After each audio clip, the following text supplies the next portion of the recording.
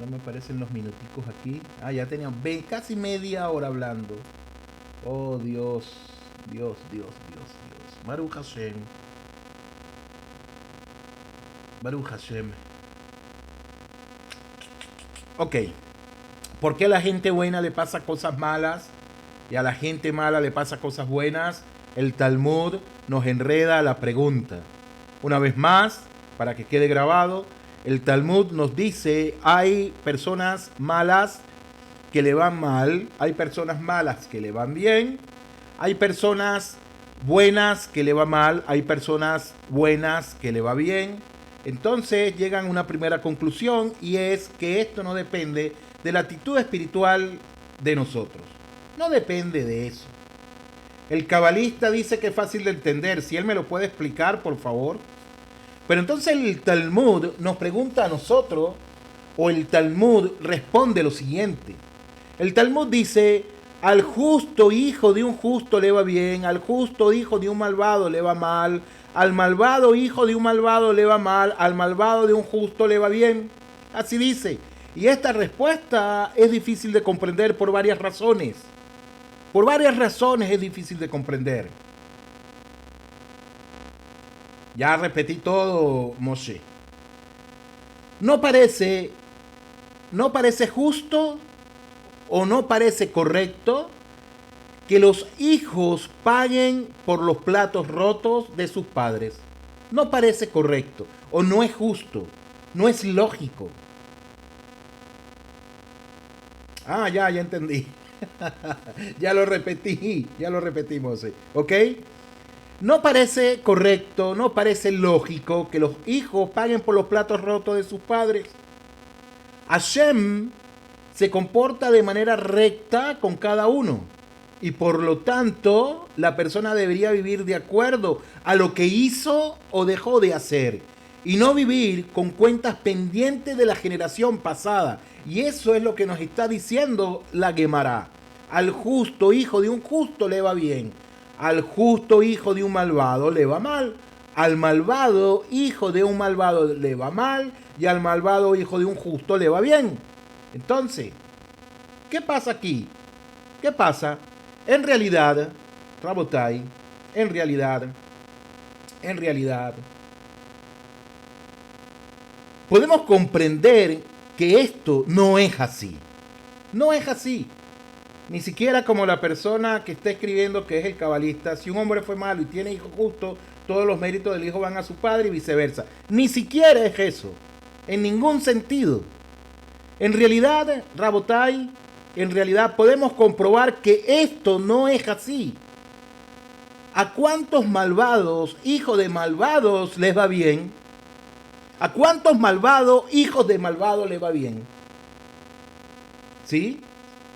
Shalom Ariel. Una vez más. ¿A cuántos malvados, hijos de malvados, les va bien? Entonces no es como escriben aquí esta persona, con todo respeto, que dice, si un hombre fue malo y tiene hijos justos, todos los méritos del hijo pasan a su padre y viceversa. No es así. ¿A cuántos hijos de malvados le va bien y cuántos justos hijos de grandes sadikim, Rabotai, sufren? Hijos de grandes sadikim sufren. Les va mal en todos los sentidos.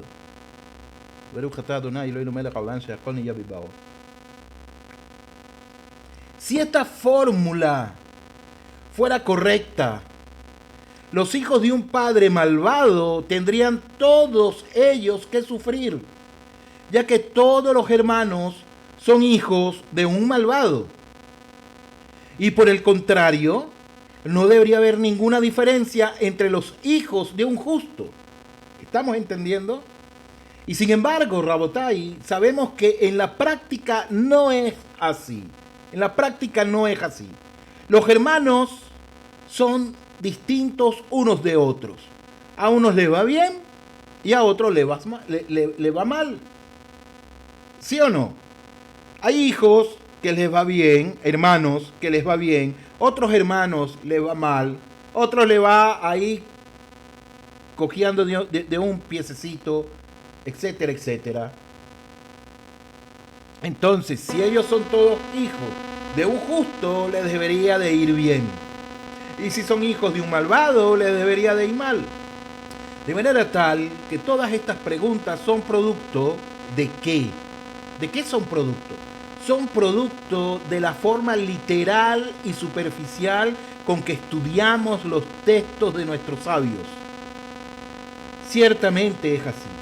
Estudiamos literalmente y estudiamos superficialmente los textos de nuestro jajamín.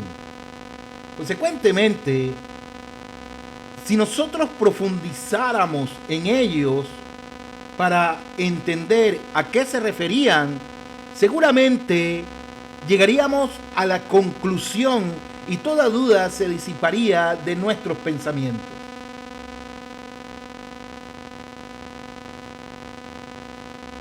Hay un sonido de fondo que distrae. Ahí me dice también mi esposa, ok, vamos un momento.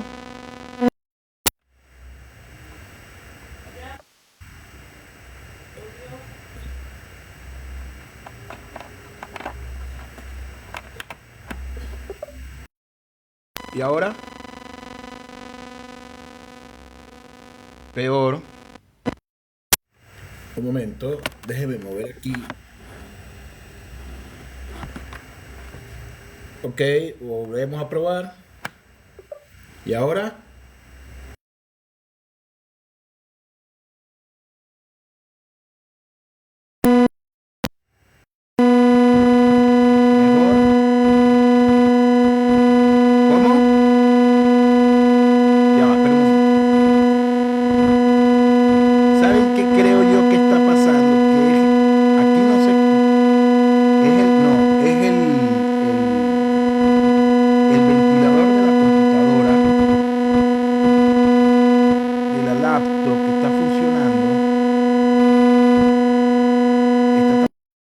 Sobrecaliente.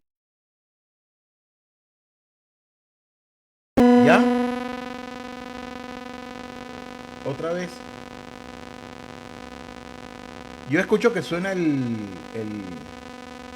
motor si bajo aquí. Ya, espera un momento.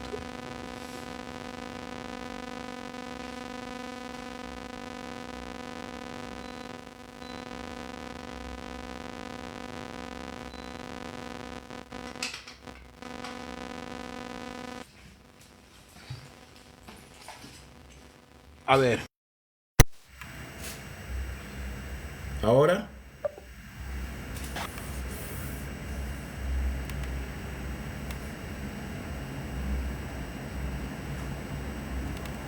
¿Se escucha?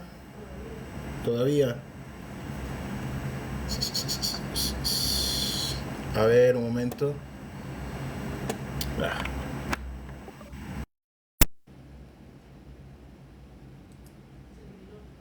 ¿Se eliminó?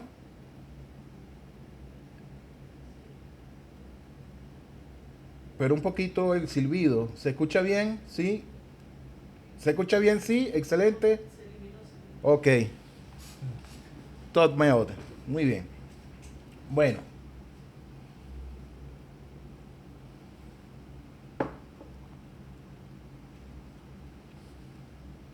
A ver, ¿quién? A ver, Lenny, ¿quiénes están saboteando y lo sacamos de una vez? Dígalo ahí, Lenny, que usted es una señora de temple.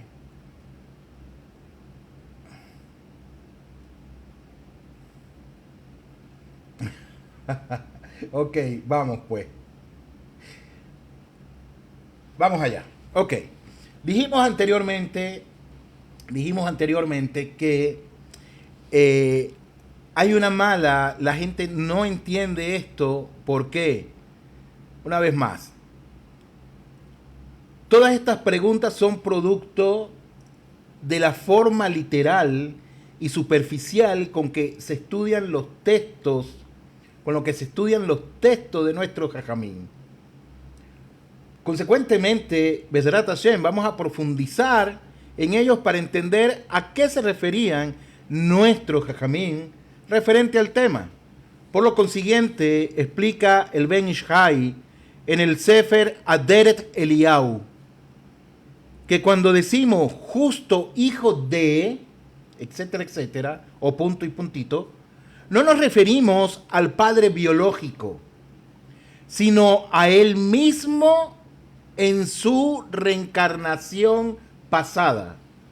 Así dice el Ben Ish Hai en el libro Aderet Eliyahu. Una vez más lo repito, no nos referimos, dice el Ben Ish Hai, no nos referimos al padre biológico. Entonces, ¿a quién nos referimos? Sino que nos referimos a él mismo en su reencarnación pasada. Es decir, por colocar un ejemplo, si Moshe fue en su reencarnación anterior Eliyahu, se considera Moshe como hijo de Eliyahu, ya que en su continuación, al igual que un hijo es continuación de su padre, y de la misma manera que el hijo contiene en sentido biológico los genes de su padre, Moshe contiene los genes espirituales de Eliyahu, los cuales él vino a reparar. ¿Najón? Para entender mucho más lo que estamos planteando, seguimos diciendo que una persona justa en este viaje hizo Gilgul Neshamot, pero que en su vida anterior fue un rasha en esta reencarnación, él es un sadik, pero en su vida anterior fue un rasha, le va a ir mal. Es decir, va a tener mucha tarea. Escúchese bien esta frase. Cuando dice le va a ir mal, no es que la persona, eso va a ser un mal en sí sobre su vida, sino que eso que le viene a él, ese aparente mal, como enseña Rabbi Nachman mi Breslev, el Likutei Moharam, que ese aparente mal en su vida es las muchas tareas que él necesita para reparar, para hacer el tikkun. ¿Se acuerdan que cuando estudiamos dijimos que no en balde o no es casualidad que un bebé se le diga tinok en hebreo y que este mundo sea tikkun y que tikkun es rectificación? Entonces, son las herramientas también, como estudiamos en el shiur pasado, son las herramientas que Boreolán le va a dar a esa persona en esta realidad nueva, llamémosla así, en esta realidad nueva, se lo va a dar como tarea para la rectificación, para su tikkun.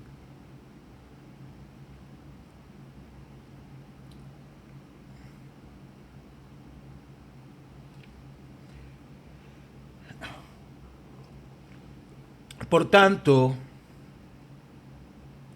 a ver, estaba leyendo en un comentario que pusieron, pero antes de darle la respuesta a la persona que puso el comentario, vamos a seguir estudiando. Porque en el estudio nos va a dar la respuesta. No depende de nosotros. Esto no depende de nosotros. Según lo que estamos estudiando, el Ben Ish Hai, estamos estudiando que depende de la vida pasada de nosotros. Esto desde el punto de vista que lo estamos viendo del Ben Ish Hai. Seguramente si nosotros le preguntamos al Rambam, a Maimónides, referente a Gilgul Neshamot, el Rambam nos va a decir, no existe tal concepto de Gilgul Neshamot. Posiblemente existe rectificación, pero no existe un concepto del Gilgul Neshamot. Por consiguiente, Nachmanides diría, sí existe. Entonces tenemos esa vertiente dentro del judaísmo. ¿Najón? Ahora bien, entonces sigue diciendo, esa persona va a tener mucho que reparar, que consistirá en enfrentar esa persona tentaciones, quizás algunas pérdidas monetarias o sufrimientos en general que nosotros no sabemos, y todo va a depender de cuán malvada fue en su vida anterior y cuán graves son las manchas que tiene su neshama para entonces hacer el tikkun en este Olam Hazé. Sin embargo, shalom a los que se unen.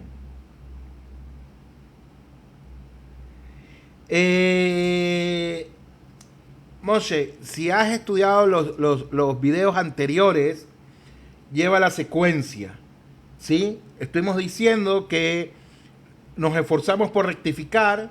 Si la persona terminó de rectificar completo, subió y ya, no regresa más.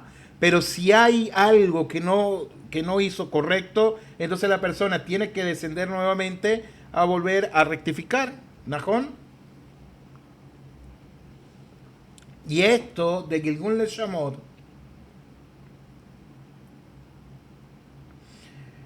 y esto, según lo que estamos estudiando, el Gilgul Neshamot,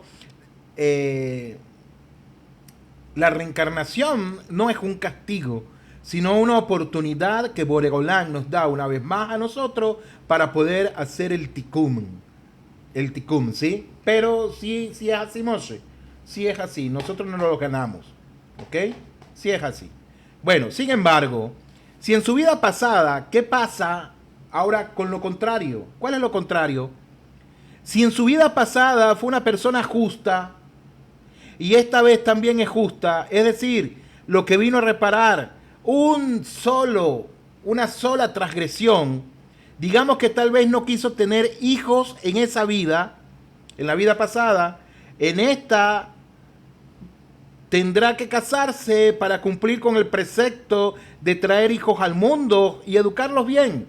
En este tipo de misión no es necesario que el justo sufra y tenga una vida difícil, ya que en esta vida y en la anterior se ha portado bien y no tiene tanto que rectificar. ¿Najón? Ahora bien, pero el malvado que fue justo, el malvado en esta vida que fue justo, quizás está gozando de una buena vida por su viaje anterior. El malvado, escúchese bien, ahorita leo las preguntas, escúchese bien. Pero el malvado, ese rasha, ese malvado, que en esta vida él es un malvado, ¿por qué le está yendo bien?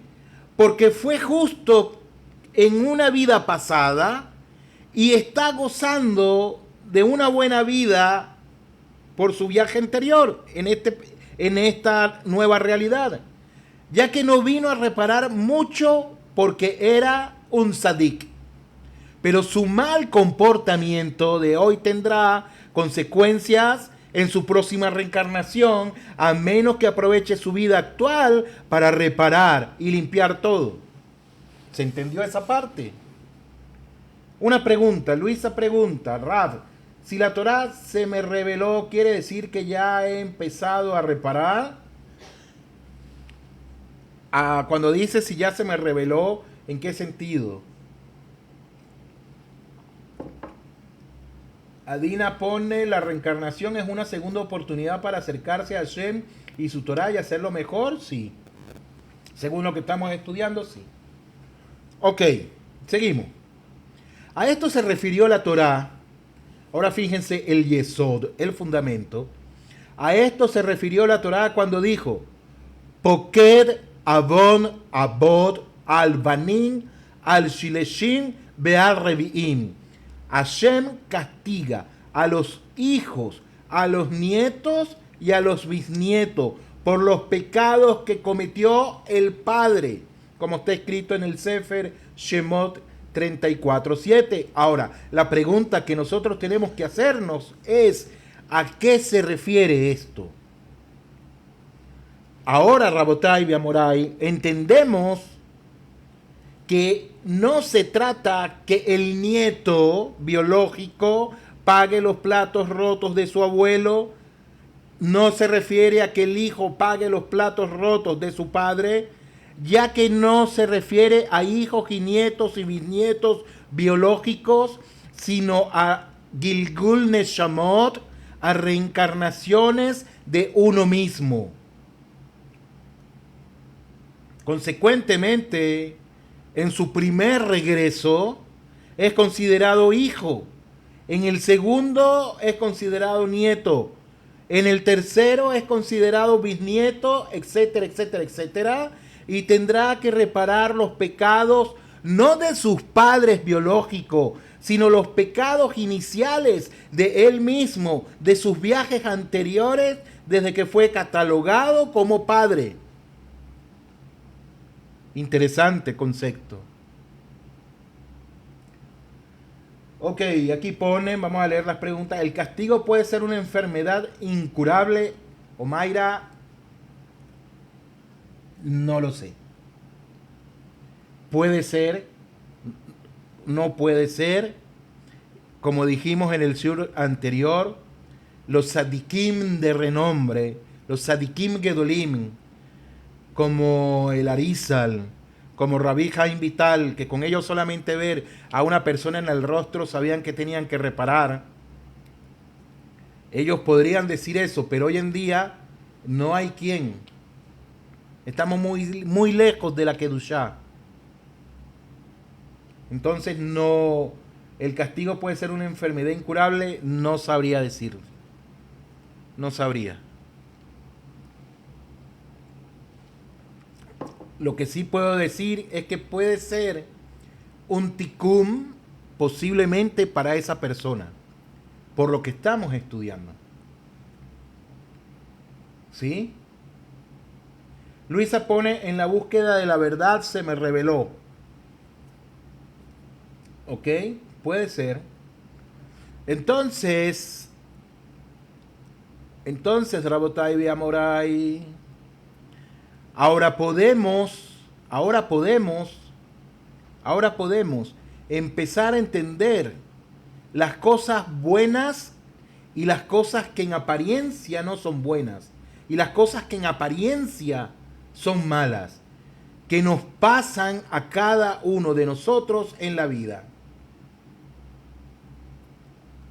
Seguro que no, casi no hay. Casi no hay. O por lo menos entender que no podemos entender, pues nos falta la parte principal de toda la película. De algo sí estamos seguros. Todo está fríamente calculado por el creador del universo para nuestras vidas.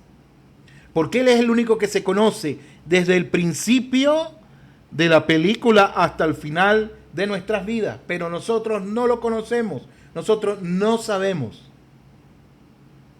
Solo mediante el concepto, como enseñan nuestros jajamim, solo mediante el concepto de las reencarnaciones, podemos entender muchísimas cosas en la vida. Solo bajo el concepto de Gilgul Neshamot, como lo enseñan el Arizal, Rabbi Haim Vital, etcétera, etcétera. La reencarnación es parte de la Kabbalah. El concepto cuando comenzamos a estudiar es un concepto del misticismo judío. Te recomiendo que veas el primer shiur que tuvimos. Entonces, solo mediante el concepto del Gilgul Neshamot, de las reencarnaciones, con gusto, podemos entender muchísimas cosas en la vida. Podríamos entenderlo. Por ejemplo, ¿por qué mueren bebés, niñitos, recién nacidos, etcétera, etcétera? Si todavía ellos no cometieron transgresión alguna, ¿y por qué se fueron de esta vida tan pronto? ¿Por qué fue así? ¿Cuál es la causa que está detrás de esto? Sabemos que la causa es Hashem, que Él es el orquestador y el dirigente de todas las cosas. Nosotros no sabemos nada. Vino una pequeña criatura a este mundo y no sabemos por qué se fue tan temprana edad. Ulay quizás bebió un poco de leche de su madre y partió al mundo espiritual. No sabemos su tikum. O quizás su tikum era ese. Como hay historias. Una de las historias que recuerdo que está en uno de los libros, si mal no recuerdo, del rabino Shalom Arush, que dice que hubo en una familia un niño, evidentemente nace, se le detectó una enfermedad incurable, algo le pasó al bebé y él apenas bebió de su madre leche y murió. Tanto el papá como la mamá, angustiados, habían pedido a los rabinos de su generación que por favor hicieran tefilá, dieron sedaká, bejule, etcétera, etcétera. Y el bebé murió y estaban totalmente desconsolados. Ellos no sabían qué hacer. Y fueron donde el Rab y le dijeron, Rabenu, no entendemos qué pasó. Si nosotros fuimos y dimos sedaká, hicimos masin tovim, etcétera, etcétera, y aún así el bebé se fue, apenas chupó de la leche de su madre y el bebé se fue. Y dice que este Rab tenía una jotma muy grande, un conocimiento muy grande, y le dijo, ese era el tikum de él. ¿Sabes por qué? Porque en su vida pasada él fue secuestrado de su madre judía y fue criado como un goy y no bebió del pecho de una madre judía. Y en esta reencarnación él bebió del pecho de una madre judía y ese era todo el tikum que él tenía que hacer para regresar nuevamente. Está en uno de los Sipurei del rabino Shalom Arush, en uno de sus libros. No recuerdo si en el Jardín de la Fe o en los tantos libros que tenemos de Rab Shalom Arush. Entonces, Rabotai,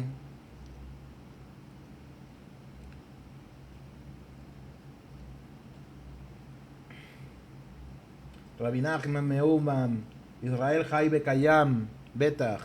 Entonces, Rabotai, no sabemos por qué pasan estas cosas. Esta pregunta contiene una alta carga sentimental y una carga muy fuerte también emocional. Por consiguiente, Rabotai y Amorai, les voy a pedir que dejemos de un lado por un momento los sentimientos que nosotros podamos tener y pensemos cómo Hashem piensa, lo cual realmente es difícil para nosotros. Cómo Hashem piensa, cómo Hashem obra, nosotros no entendemos absolutamente nada. Tratemos de por un momento de pensar qué Él está haciendo y veamos cómo ve Él el panorama completo de todas las cosas. Nosotros simplemente conocemos es un episodio de toda la serie. Y no podemos hablar de toda la serie por un episodio que nada más vimos. Igualmente así es en nuestras vidas. Supongamos que Eliyahu, Hasbe Shalom, Hasbe Jalila, porque así se llama mi hijo, pero aquí está escrito así, falleció y sus hijos no hicieron nada para la elevación del alma de su padre. Una vez más, supongamos que Reuben, llamémoslo así, falleció y sus hijos no hicieron nada para la elevación de su alma. No hicieron Kadish, no hicieron los rezos, no dieron donaciones, no hicieron absolutamente nada, klum. A Shimon no le faltaba mucho para terminar de reparar y con una pequeña ayuda de sus hijos podría haberlo logrado. Pero al ser ellos malagradecidos y apáticos a la necesidad del alma de su padre, esta Neshama, ¿qué le pasa? Necesitó regresar al mundo y vino con otro nombre, en otro cuerpo. Vino como Moshe. Después de 2 años, los hijos de Reuben, después de 2 años, los hijos de Reuben recapacitaron y decidieron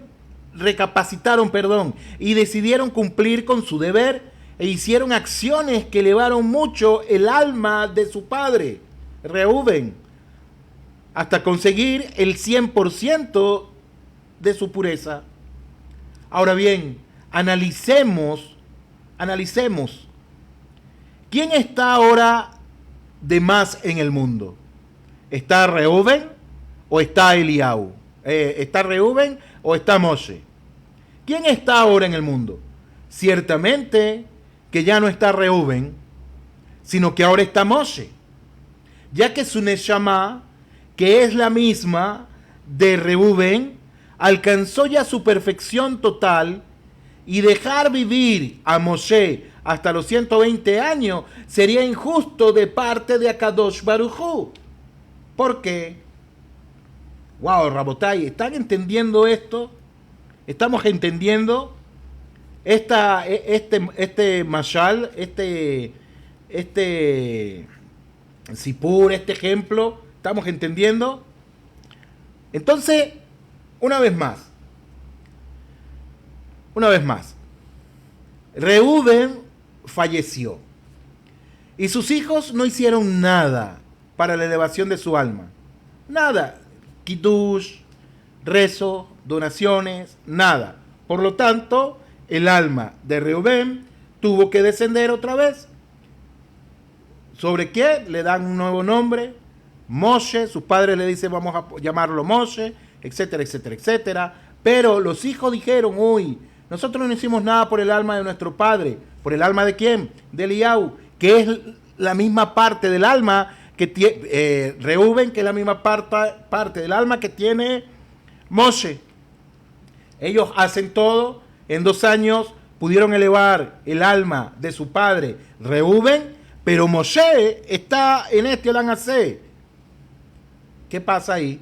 Si Moshe, si Eliau, ay Dios mío, perdón, si Reuben descendió como Moshe y ya lo elevaron, ahora ¿cuál es la función de Moshe? ¿Cuál es la función de Moshe? Dejarlo vivir, por decir algo. 120 años sería injusto de parte de Hashem. ¿Por qué? ¿Por qué sería injusto de parte de Hashem dejarlo vivir? ¿Por qué piensa usted? El alma quiere integrarse al porcentaje que ya se encontraba depositado en el Gan Eden, para gozar de su plenitud y reparación total que por fin logró. Consecuentemente, la estadía de Moshe en esta tierra no puede aportar más pureza al alma de Reuben, porque ya alcanzó el 100%. Lo que sí podría provocar es estropearla con las posibles transgresiones que cometiera, lo cual implicaría otra reencarnación. Por lo tanto, decide Hashem llevarse de este mundo al pequeño Moshe, que era Reuben. Todavía no logró crecer. ¿Por qué? Porque los hijos se dieron cuenta a los 2 años que su padre muere y viene Moshe, que era Reuben. En 2 años hicieron todo, elevaron el alma de su padre. Sería ilógico, no sería bueno para Hashem dejar esa alma que es de Reuben en Moshe, y por lo tanto decide a los 2 años llevárselo.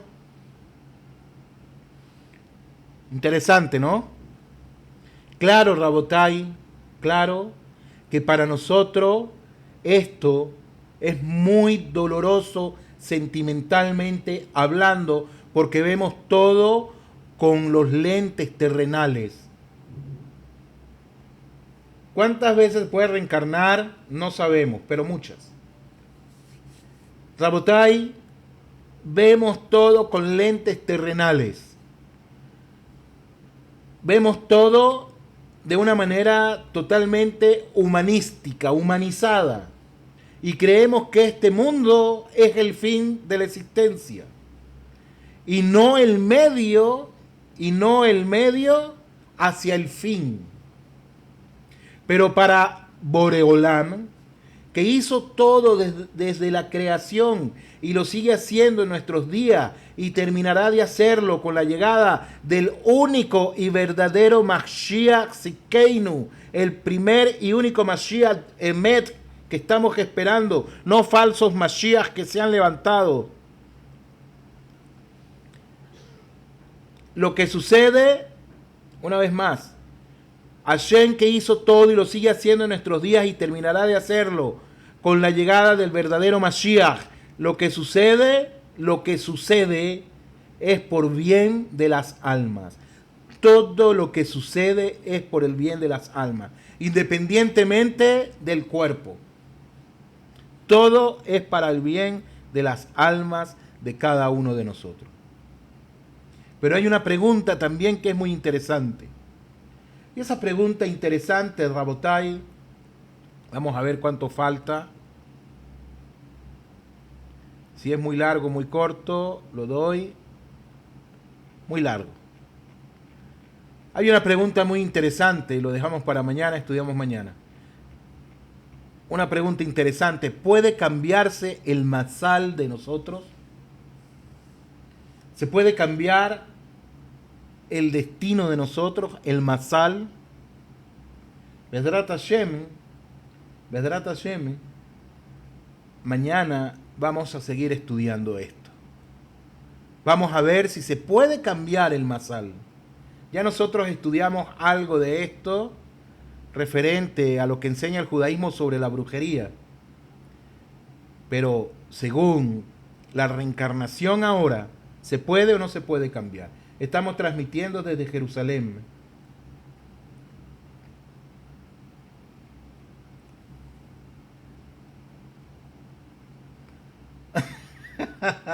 Rab Ariel siempre con sus chistes. La dejaste cuadrada, che. Rabotai, no se vayan. Les voy a dejar una musiquita por un momento. No se vayan y luego un pequeño comentario de la sabiduría de Rabbi Nachman de Breslev. No se vayan.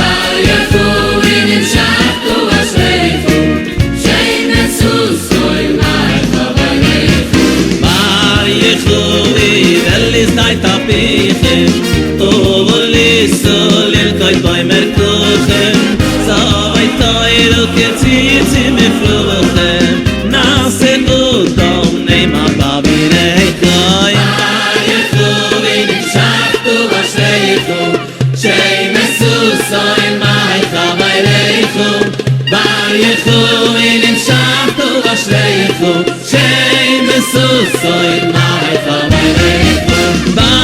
in zarto bring me do in the khayme stayish do sashuaru the khayre hoy tsai so me yitahlo shovala to nege soire rekhoy ayefu in shatu hasayfu shay mesu soy mai khabayleikum ayefu in shatu hasayfu shay mesu soy Yechuim koim auf de shayish he got to if na yagelayish gam gilas koy sayid samayish to shiri. Bueno, ¿qué nos dice Rabbi Nachman el día de hoy? Y es algo que yo no busqué, lo tenía marcado aquí, a ver si se ve, desde la última vez que lo dimos, antes de Pesach. No seguimos estudiando más los comentarios de Rabenu, de Rabbi Nachman, pero miren lo que dice, cae como anillo al dedo. Miren lo que dice. La mayoría de la gente piensa que el olvido es un defecto, pero yo lo considero altamente beneficioso. Liguen esto con la enseñanza de hoy. Si no existiera el olvido, sería absolutamente imposible servir a Boreolam. Uno recordaría todo su pasado y estos recuerdos lo hundirían, impidiéndole elevarse a Boreolam. Sea lo que fuere que uno hubiera hecho, ello estaría perturbándolo constantemente con el recuerdo de lo pasado. Pero Hashem nos ha dado el poder de olvidar y de desechar el pasado. El pasado se ha ido para siempre y no es necesario volver al pasado, nunca más. Debido al hecho que es posible olvidar, el pasado no nos molesta más. Es muy importante tener en cuenta esto en el servicio al Creador del universo. La mayoría de la gente se encuentra afligida por eventos del pasado, en especial durante la plegaria, cuando la persona recita sus oraciones, sus pensamientos se hallan constantemente perturbados por recuerdos del pasado. Es posible que piense sobre los negocios o cuestiones del hogar, preocupándose por haber hecho algo mal o haber dejado de hacer algo importante. Es posible que al tratar de servir a Boreolam mediante la plegaria o el estudio se vea perturbado por sus muchos pecados y mucha falta. Este es un problema universal y cada persona conoce sus propias dificultades. El mejor consejo para ello es simplemente olvidar. Tan pronto como un evento termina, olvídalo por completo y nunca vuelvas a pensar en él. Comprende bien esto, pues constituye un concepto muy importante. Encontramos en nuestra literatura sagrada, en el Sefer Koel Rabá, que Hashem nos dio el poder de olvidar para que siempre podamos apreciar la Torá tal cual como la primera vez en la que aprendimos. Debido al olvido, uno puede olvidar a estudiar una lección o repasarla, cosa que se asemeja a aprenderla nuevamente. Por lo tanto, uno puede apreciarla tanto como la primera vez. Un buen ejemplo lo tenemos en el caso de unos hombres contratados para llenar barriles agujereados. Cuanta más agua les vuelca adentro, más esta se echa afuera. Presten atención a este sipur. Los tontos se quejan. ¿Por qué trabajamos en vano? ¿Qué beneficio hay en llenar estos barriles si se pierden toda el agua que nosotros le volcamos adentro? Pero los sabios les responden, ¿y qué diferencia hay? Hoy nos pagan. ¿Y qué diferencia hay? ¿No nos pagan acaso por cada día que trabajamos en esto? Si los barriles se pierden, no por eso disminuye nuestro salario. Lo mismo es verdad respecto a los estudios sagrados.